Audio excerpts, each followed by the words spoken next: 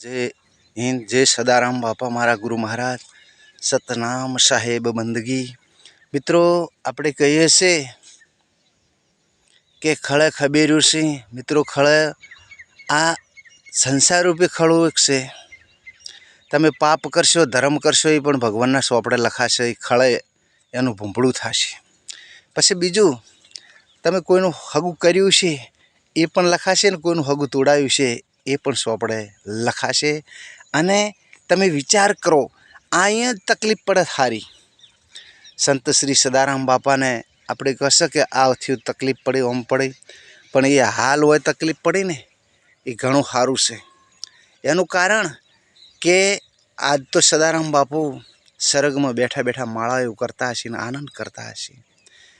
અને ઓય આપણને તકલીફ જેટલી પડે ને મિત્રો એટલી ઘણી સારી।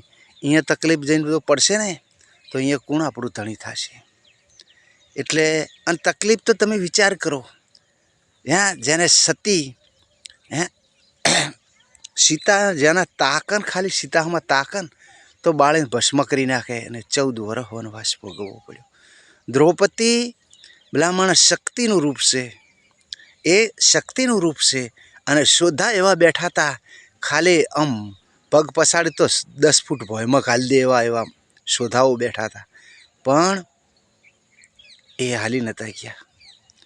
અરે આ તમે વિચાર કરો, હવે સત્યને આવા પુરુષોને તકલીફ પડી છે તો મિત્રો આપણને અત્યારે હોય તકલીફ પડે બહુ સારું। અને મા બાપની સેવા ખૂબ કરો, ખૂબ ધર્મ કરો, કોકને ખવડાવો। સાહેબ દુઃખ આવે ભૂવા કોઈ દાડો અહીંયા તમારા ઓગણાઈ નહીં લાવવા પડે, એ ગેરંટી સાથી ઠોચીને કહું છું।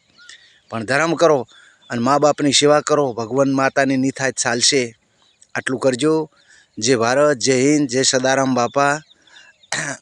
અને મારો વિડીયો શેર કરજો, ફોલો કરજો, લાઈક આપજો, આપણો દીકરો માનીને આગળ વધારજો।